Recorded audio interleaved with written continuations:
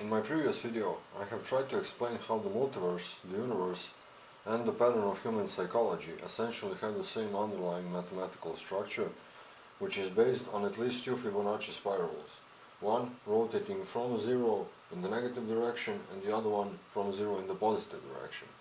When those negative and positive spirals intersect with one another, they only slightly cancel each other out and create another zero, just like this one, from which the Fibonacci spirals again rotate in their own opposite directions.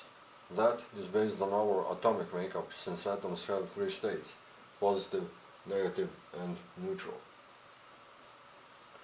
So I would like to expand on that and try to define what the personality is, what consciousness is, and what the core identity of a person actually are.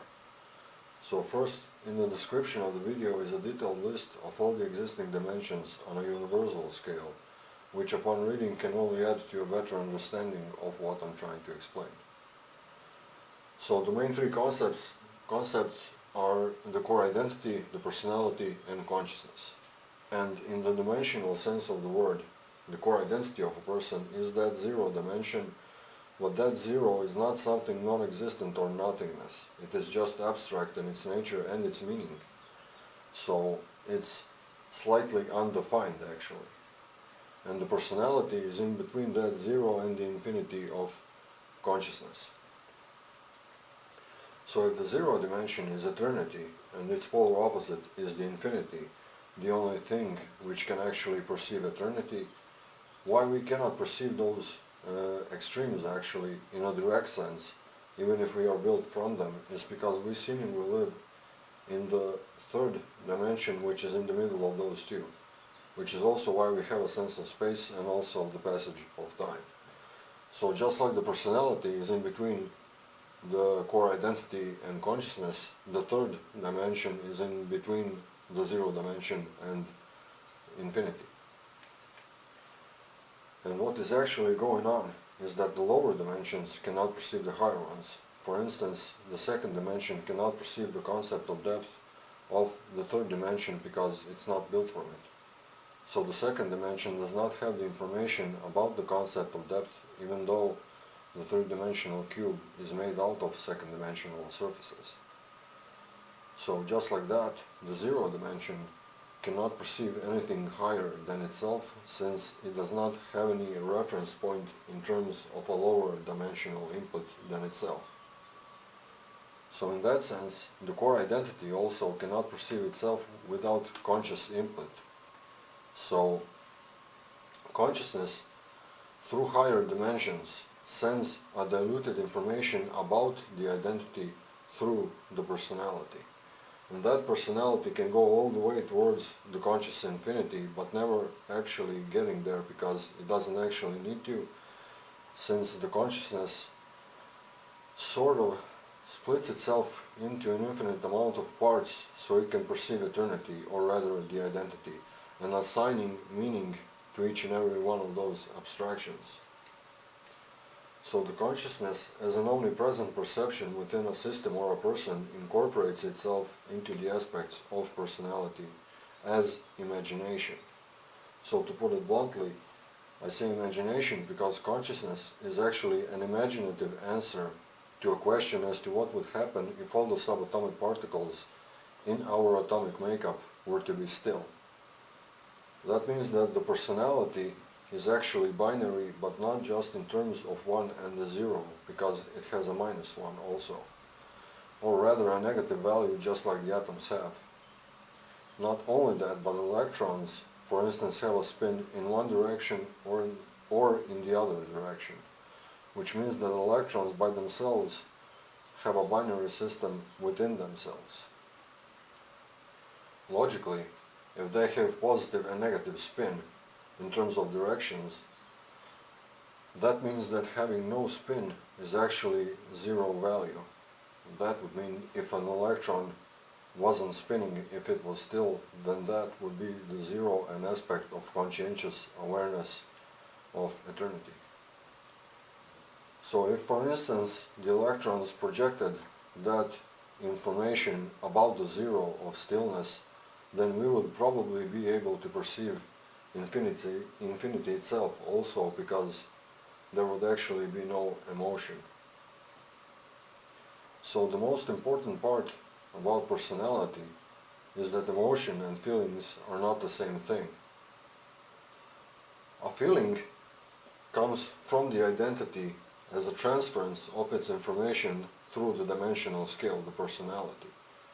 So a feeling from that identity is always related to the exact present moment, and in that present moment we also have what seem to be rational decisions which direct the flow of emotion into positive and negative directions. So emotion contains in a straight line from the identity the past, the present moment, and the imagination of the future outcome of this previous event. So essentially emotion is not how I feel directly. Emotion is how I think I will feel according to certain circumstances or decisions. But we feel emotion because it contains a feeling from the identity in the middle of the present moment. In other words, emotion is actually a condition of personality. You might even say karma, because the past is almost symmetrically projected into the future as a possible repetition. So, if you put the emotion and rational decisions together in a structure, you actually get a definition of a single thought or a belief process, which as a whole has that feeling in the middle. And those are the building blocks of personality. So, if you actually zoomed this out and isolated only this trajectory, which continues to spiral, it would kind of look like this. I mean, I apologize for a slightly childish symbology, but this stands for the core identity. This is the positive and negative trajectory. This is this intersection, which continues to spiral in the same causality and intersects again, and also continues to do so what seems to be in forever. So that is only a second dimensional representation of it all. It naturally has a three-dimensional aspect, and this rectangle, which represents a thought or a belief, becomes an octahedron, which in the present moment in the middle has a feeling, but also two positive outcomes, positive, and two negative outcomes or decisions. That actually coincides with the concept of the fourth dimension, because just like a particle, a decision can also exist at two places at once.